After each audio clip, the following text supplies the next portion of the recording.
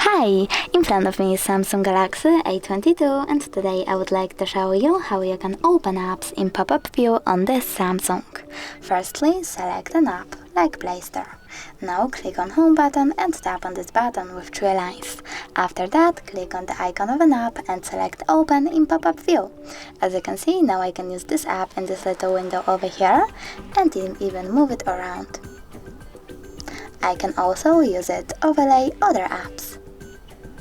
If you wish to close it, you can always click Home button, click on this button with 3 lines again and just close your app in the background. Thanks so much for watching. If you enjoyed this video, don't forget to leave a like, comment and subscribe. Bye!